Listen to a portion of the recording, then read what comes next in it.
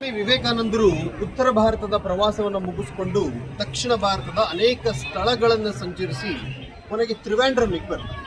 ತ್ರಿವೇಂದ್ರಂನಿಂದ ನಾಗರಕೊಯ್ಲು ಮಾರ್ಗವಾಗಿ ಕನ್ಯಾಕುಮಾರಿಯನ್ನು ತಲುಪ್ತಾರೆ. ಕನ್ಯಾಕುಮಾರಿ ದಕ್ಷಿಣ ಭಾರತದ ತುದಿ. ಇಲ್ಲಿ ತಾಯಿ ಕನ್ಯಾಕುಮಾರಿಯದ್ದೇ ದೇವಸ್ಥಾನವಿದೆ. ಕನ್ಯಾಕುಮಾರಿ ಇಲ್ಲಿ ಇರುವಂತಹ ಸ್ಥಳದಲ್ಲಿ ಪರಶಿವನಿಗೋಸ್ಕರ ಒಂಟಿ ಕಾಲ ಮೇಲೆ ನಿಂತುಕೊಂಡು ತಪಸ್ಸು ಮಾಡಿದಂತಹ ವಿಶೇಷವಾದಂತಹ ಸ್ಥಳ. ಇಲ್ಲಿ ಸ್ವಾಮಿ ವಿವೇಕಾನಂದರು ತಾಯಿಯ ದರ್ಶನವನ್ನ ಮುಗಿಸ್ಕೊಂಡು ಹೊರಗಡೆ ಬರ್ತಾರೆ. ದೊಡ್ಡ ಸಮುದ್ರ, ಸಿಕ್ಕಾಪಟ್ಟೆ ದೊಡ್ಡ ಅಲೆಗಳು ಬರ್ತಾ ಇರುತ್ತೆ. ಸ್ವಾಮಿ ವಿವೇಕಾನಂದರು ಅಲ್ಲಿ ನಿಂತ್ಕೊಂಡು ಪಕ್ಕದಲ್ಲೇ ಇರುವಂತಹ ಮೀನುಗಾರರನ್ನ ಕೇಳ್ತಾರೆ, ಅಲ್ಲಿ ದೂರದಲ್ಲಿ ಒಂದು ಬಂಡೆ ಕಾಣ್ತಾ ಇದೆಯಲ್ಲ, ಆ ಬಂಡೆಗೆ ನನ್ನನ್ನು ಕರ್ಕೊಂಡು ಹೋಗಿ ಬಿಡ್ತೀರಾ ಅಂತ. ಮೀನುಗಾರರು ಸಹಜವಾಗಿ ದುಡ್ಡು ಕೇಳಿದ್ರು. ಸಹಜ ಅಲ್ವೇ, ಅವ್ರ ಹತ್ರ ಎಲ್ಲಿರುತ್ತೆ ದುಡ್ಡು? ಅವ್ರು ಹೇಳಿದ್ರು, ನನ್ನ ಹತ್ರ ದುಡ್ಡಿಲ್ಲಪ್ಪ, ದಯಮಾಡಿ ನನ್ನನ್ನು ಅಲ್ಲಿ ಬಿಡಿ ಅಂತ. ಆದ್ರೆ ಅವ್ರು ಯಾರು ಬಿಡೋದಕ್ಕೆ ಸಿದ್ಧರಿರಲಿಲ್ಲ. ಕೊನೆಗೆ ಏನು ಮಾಡಬೇಕು ಅಂತ ಗೊತ್ತಾಗದೆ ಸ್ವಾಮೀಜಿ ತನ್ನ ರುಮಾಲನ್ನು ತೆಗೆದು ತನ್ನ ಸೊಂಟಕ್ಕೆ ಕಟ್ಟಿಕೊಂಡು ಆ ರಭಸವಾಗಿ ಬರ್ತಾ ಇದ್ದಂತಹ ಅಲೆಗಳ ಮಧ್ಯದಲ್ಲೇ ಈಜ್ಕೊಂಡು ಬರ್ತಾರೆ. ಅಲ್ಲಿದ್ದಂತಹ ಕೆಲವರು ಕೂಗಿದ್ರು, ಸನ್ಯಾಸಿ ಸನ್ಯಾಸಿ ಅಂತ. ಯಾರ ಮಾತನ್ನು ಕೇಳಿದ ಸ್ವಾಮೀಜಿ ನೇರವಾಗಿ ಬಂದಿದ್ದು ಇದೇ ಈ ಶ್ರೀಪಾದ ಬಂಡೆ. ಈ ಶ್ರೀಪಾದ ಬಂಡೆ ಅನ್ನುವಂಥದ್ದು ವಿಶೇಷವಾದಂತಹ ಸ್ಥಳ. ಯಾಕೆ ಅನ್ನೋದನ್ನ ಮುಂದೆ ಹೇಳ್ತಾರೆ. ನಮ್ಮ ರಾಷ್ಟ್ರಕವಿ ಕುವೆಂಪು ಅವರು ಅದ್ಭುತವಾಗಿ ವರ್ಣಿಸ್ತಾರೆ. ಅವರು ಹೇಳ್ತಾರೆ, ಸ್ವಾಮೀಜಿ ಆಗ ಹೇಗಿದ್ರು ಅಂತಂದರೆ ಅವರಿಗೆ ಸುಮಾರು 30 ವರ್ಷಗಳಿರಬಹುದು. ಸುಮಾರು 30 ಸಂವತ್ಸರಗಳ ವರ್ಷ ವಸಂತಗಳಿಂದ ತಾಡಿತವಾಗಿ 5.75 ಅಡಿಗಳಷ್ಟು ಎತ್ತರವಾಗಿ ದೀರ್ಘದೇಹಿಯಾಗಿದ್ದ ಆತನ ಚಪ್ಪಟೆ ಚೌಕದ ಭುಜ ಪ್ರದೇಶವು ವಿಸ್ತಾರವಾಗಿದ್ದ ಎದೆಯು ನಾನಾ ವ್ಯಾಯಾಮ ಕ್ರೀಡೆಗಳಲ್ಲಿ ಪಳಗಿ ಸುಪುಷ್ಟವಾಗಿ ಬಲಿಷ್ಠವಾಗಿದ್ದ ತೋಳುಗಳು ಆತನಿಗೆ ಜಟ್ಟಿಯ ಮೈಕಟ್ಟು ಕೊಟ್ಟು ನೋಡಿದವರೆದೆಯಲ್ಲಿ ಗೌರವ ಮಿಶ್ರಿತವಾದ ಭೀತಿ ಮೂಡುವಂತೆ ಮಾಡುತ್ತಿದ್ದವು. ಮುಂದೆ ಅವರು ಹೇಳ್ತಾರೆ, ಆ ವಜ್ರ ಶರೀರದಲ್ಲಿ ಆಲಸ್ಯಕ್ಕಾಗಲಿ ತಾಮಸಕ್ಕಾಗಲಿ ಎಡೆ ಇದ್ದಂತೆ ಕಾಣುತ್ತಿರಲಿಲ್ಲ. ಎಣ್ಣೆಗೆಂಪಾಗಿ ಅಗಲವಾಗಿದ್ದ ಆತನ ಮುಖದಲ್ಲಿ ಧೀರ ಲಲಾಟವು, ದಿಟ್ಟ ಹುಬ್ಬುಗಳು, ಹೀಗೆ ಅದ್ಭುತವಾಗಿ ಕುವೆಂಪು ಅವರು ವಿವರಿಸ್ತಾ ಹೋಗ್ತಾರೆ. ಮುಂದೆ ಹೇಳ್ತಾರೆ,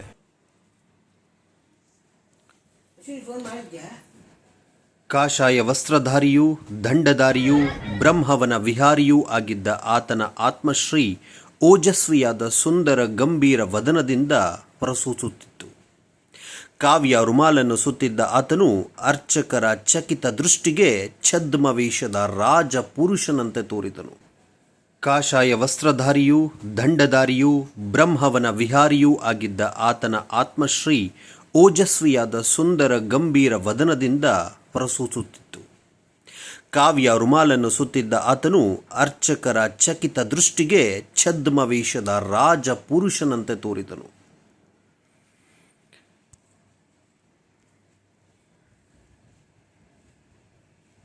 ಈತ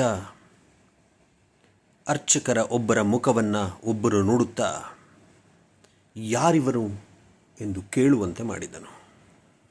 ಗುಡಿಯಿಂದ ಹೊರಟ ಆ ಸನ್ಯಾಸಿ ಸಮುದ್ರ ತೀರಕ್ಕೆ ಬಂದನು. ಕನ್ಯಾಕುಮಾರಿಯ ಸಮುದ್ರ ತೀರ, ಭಾರತ ಮಾತೆಯ ಪವಿತ್ರ ಪಾದಗಳ ತುತ್ತ ತುದಿ, ವೇದ ಭೂಮಿಯ ಕೊನೆ. ಸನ್ಯಾಸಿ ಭಾವಪರವಶನಾಗಿ ನಿಂತು ಸುತ್ತಲೂ ದೃಷ್ಟಿ ಪ್ರಸಾರ ಮಾಡಿದನು. ಮುಂದುಗಡೆ ವಿಸ್ತಾರವಾದ ಅನಂತವಾದ ಮೇರೆ ಎರಿಯದ ಮಹಾಸಮುದ್ರ, ಅಲ್ಲೋಲ ಕಲ್ಲೋಲವಾದ ಮಹಾತರಂಗಗಳ ರುದ್ರ ರಮಣೀಯ ವಿನ್ಯಾಸದಿಂದ ಶೋಭಿಸುತ್ತಿರುವ ಪಾರವಾರಿತೆ. ಹಿಂದುಗಡೆ ವೇದಮಾತೆಯ ನೆಲೆಬೀಡಾದ ಬಿತ್ತರದ ಭರತಖಂಡ.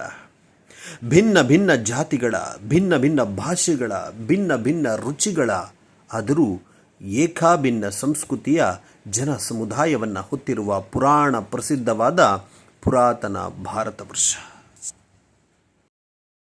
ಸ್ವಾಮೀಜಿ ಈ ಶ್ರೀಪಾದ ಬಂಡೆಗೆ ಬಂದ ನಂತರ ಅವರಿಗೆ ಇಡೀ ಭಾರತದ ದರ್ಶನವಾಗುತ್ತೆ.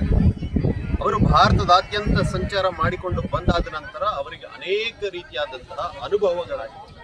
ಇಲ್ಲಿ ಜಾತಿ ಪದ್ಧತಿ ಇತ್ತು, ಅಸ್ಪೃಶ್ಯತೆ ಇತ್ತು. ಅವರನ್ನೇ ಸ್ವತಃ ಬ್ರಾಹ್ಮಣರಲ್ಲ ಅನ್ನೋ ಕಾರಣಕ್ಕೋಸ್ಕರ ದೇವಸ್ಥಾನಕ್ಕೆ ಒಳಗಡೆ ಬಿಡ್ತಾ ಇರಲಿಲ್ಲ.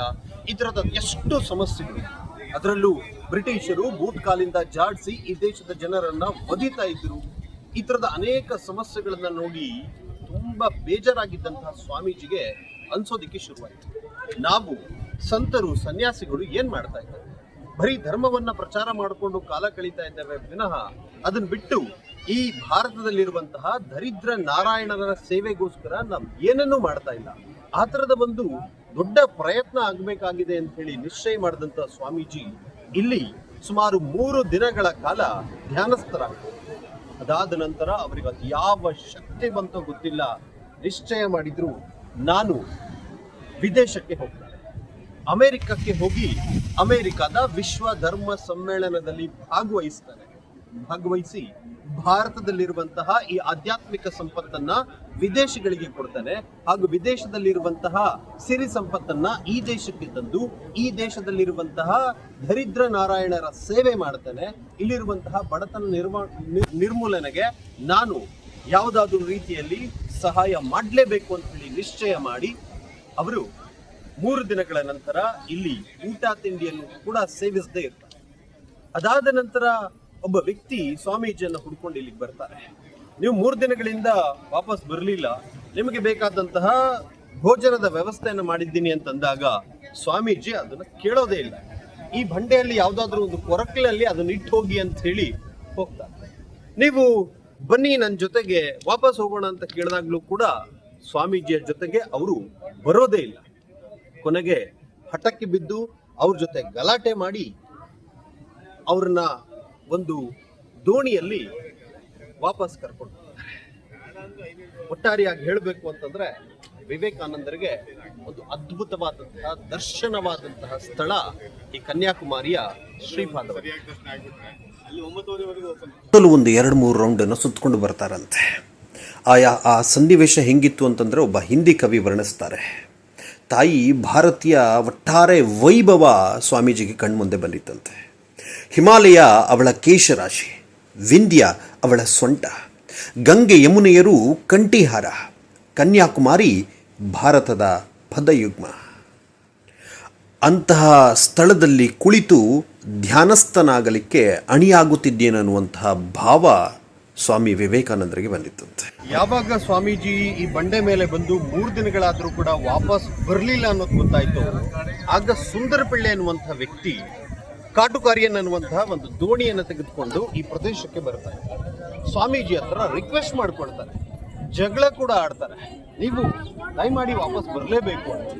ಕೊನೆಗೆ ಸ್ವಾಮೀಜಿ ಇವರ ಮಾತಿಗೆ ಕಟಿಬಿದ್ದು ಇವ್ರ ಜೊತೆಗೆ ವಾಪಸ್ ಹೊರಡುವಂತಹ ವ್ಯವಸ್ಥೆಯನ್ನ ಮಾಡಿಕೊಳ್ತಾರೆ. ಒಟ್ಟಾರೆ ಹೇಳಬೇಕು ಅಂತಂದ್ರೆ ಸ್ವಾಮಿ ವಿವೇಕಾನಂದರಿಗೆ ಈ ಸ್ಥಳಕ್ಕೆ ಬಂದ ಮೇಲೆ ಒಂದು ಅದ್ಭುತವಾದಂತಹ ಜ್ಞಾನೋದಯವಾಯಿತು, ಒಂದು ಸುಂದರವಾದಂತಹ ದರ್ಶನವಾಯಿತು. ಇದಾದ ನಂತರವೇ ಅವರು ವಿದೇಶಕ್ಕೆ ಹೋಗಿದ್ದು, ಅಲ್ಲಿ ಭಾರತದ ಹಿಂದೂ ಧರ್ಮದ ಕುರಿತಂತೆ ಅದ್ಭುತವಾದಂತಹ ಭಾಷಣವನ್ನು ಮಾಡಿದ್ದು. ಅದು ನಮ್ಮೆಲ್ಲರಿಗೂ ತಿಳಿದಿರುವಂತಹ ವಿಚಾರ. ಹೋಗ್ತಾರೆ. ಸುತ್ತಲೂ ಕಡಲಿನ ತೆರೆಗಳು ಮೊರೆದವು. ಆದರೆ ಆತನ ಹೃದಯದಲ್ಲಿ ಭಾವತರಂಗಗಳು ಇನ್ನೂ ಅತಿಶಯವಾಗಿ ಮೊರೆಯತೊಡಗಿದವು. ಭಾರತ ವರ್ಷದ ತುತ್ತ ತುದಿಯ ಬಂಡೆಯ ಮೇಲೆ ಕುಳಿತ ಆ ದೇಶಭಕ್ತ ವೀರ ಸನ್ಯಾಸಿ ಮಾತೃಭೂಮಿಯ ಭೂತ ಭವಿಷ್ಯದ್ವರ್ತಮಾನಗಳನ್ನು ಕುರಿತು ಚಿಂತಿಸತೊಡಗಿದ್ದನು. 1 ಗಂಟೆಯಾಯಿತು, 2 ಗಂಟೆಯಾಯಿತು, ಹೊತ್ತೇರಿತು, ಬಿಸಿಲೇರಿತು. ಆದರೂ ಆತ ಚಲಿಸಲಿಲ್ಲ. ಒಮ್ಮೆ ಚಿಂತೆಗಳ ಭರದಲ್ಲಿ ನಡುವೆ ನಿಟ್ಟಿಸಿರು ಬಿಡುವನು. ಒಮ್ಮೆ ಧ್ಯಾನಾಸಕ್ತನಾದ ಮತ್ತೊಬ್ಬ ಮಹಾಬುದ್ಧನೋ ಎಂಬಂತೆ ಆತನ ವದನದಲ್ಲಿ ಜ್ಯೋತಿ ತಾಂಡವವಾಡುವುದು. ಒಮ್ಮೆ ಮಹಾವೀರನೋಪಾದಿಯಲ್ಲಿ ಮಲೆಯುವನು.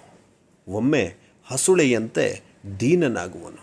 ಒಮ್ಮೆ ಕಂಬನಿ ತುಂಬಿದ ಕಣ್ಣುಗಳನ್ನು ವಿಶಾಲವಾಗಿ ತೆರೆದು ಅನಂತವಾದ ಜಲನಿಧಿಯನ್ನು ಅನಿಮಿಷ ನಯನನಾಗಿ ನಿಟ್ಟಿಸುವನು.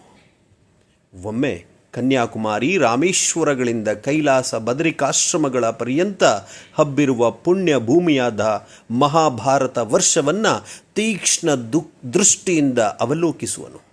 ನಡುವೆ ಹೇ ಜನನಿ, ಹೇ ಭಾರತ ಮಾತೆ, ಹೇ ನನ್ನ ಜನನಿ, ಹೇ ನನ್ನ ಭಾರತ ಮಾತೆ ಎಂದು ಉದ್ಘೋಷಿಸಿ ಕಂಬನಿಗರೆಯುವನು.